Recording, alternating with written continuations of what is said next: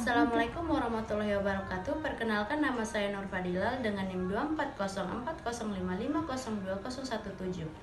Saya dari jurusan Pendidikan Khusus atau Pendidikan Luar Biasa.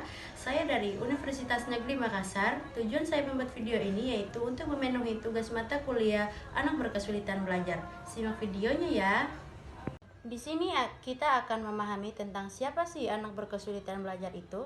Anak berkesulitan belajar adalah anak yang mengalami kesulitan memproses atau menyimpan informasi. Kesulitan ini membuat mereka melihat sesuatu secara berbeda dan kadang-kadang mengaburkan kecerdasan mereka. Tapi bukan berarti mereka tidak cerdas. Justru orang yang memiliki kesulitan belajar sering sangat cerdas. Berikutnya kita akan membahas tentang landasan-landasan pendidikan anak berkesulitan belajar, yaitu landasan filosofis. Landasan filosofis adalah pemikiran yang bersifat mendalam dan menyeluruh yang berhubungan dengan pandangan hidup, nilai-nilai dan prinsip-prinsip dasar yang dijadikan acuan dalam suatu pemikiran, kebijakan atau tindakan. Yang kedua yaitu landasan hukum.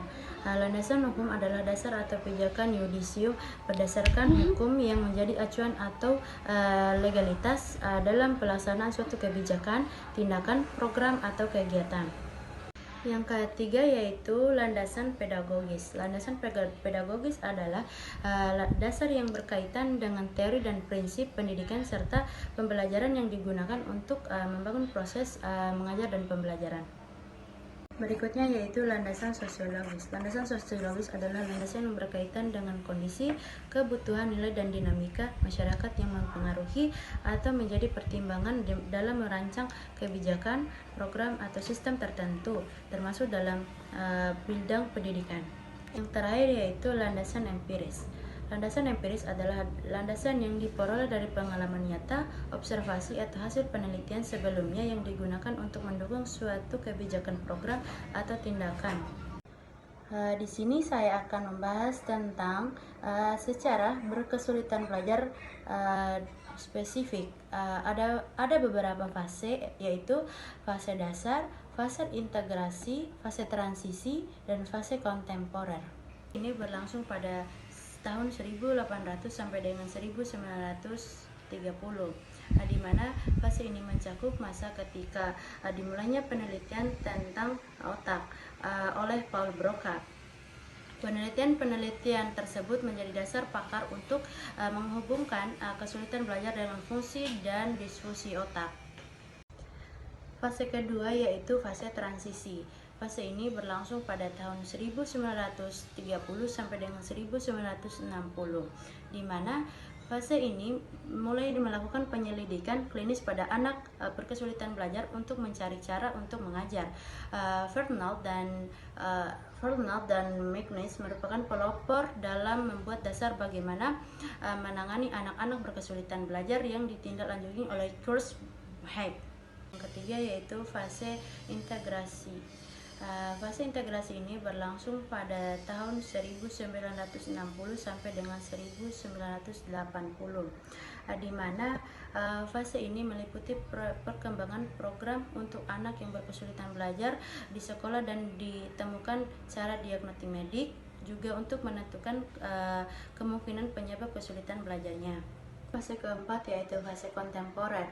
Fase ini berlangsung pada tahun 1980 sampai dengan sekarang. Pada fase ini terjadi berbagai pengembangan upaya untuk penanganan kesulitan belajar pada anak sampai dengan dewasa melalui komputerisasi mengingat meningkatkan usia yang mengalami kesulitan belajar. Adapun faktor-faktor penyebab berkesulitan belajar yaitu satu, faktor genetik. Hallgren melakukan penelitian di Swedia dan menemukan bahwa faktor hereditas menentukan ketidakmampuan dalam membaca, menulis, dan mengeja di antara orang-orang yang diagnosis disleksia. Yang kedua yaitu diskusi minimal otak atau DMO. Diskusi minimal otak atau DMO adalah suatu istilah umum untuk melukiskan adanya gangguan atau diskusi otak ringan. Istilah ringan didefinisikan menggambarkan bahwa bila ditinjau dari bentuk otak secara garis besar tidak ditemukan kelainan, tetapi jika dilihat dari secara rinci baru tampak adanya perbedaan. Yang ketiga yaitu biokimia. Pengaruh penggunaan obat atau bahan kimia lain terhadap kesulitan belajar masih dalam konferensi. Penelitian yang dilakukan oleh Adelman dan Comfers menemukan bahwa obat stimulan dalam jangka pendek dapat mengurangi hiperaktivitas.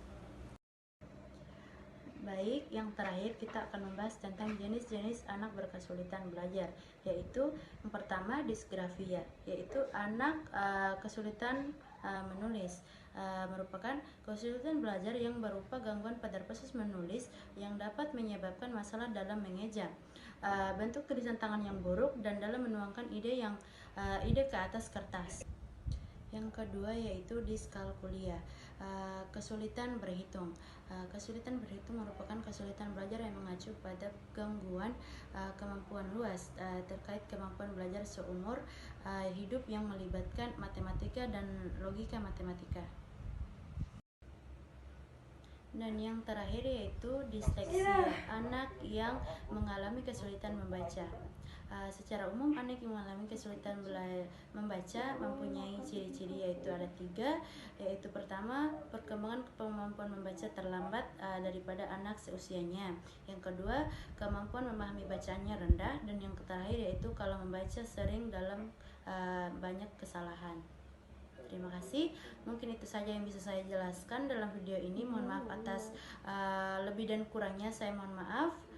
Wassalamualaikum warahmatullahi wabarakatuh.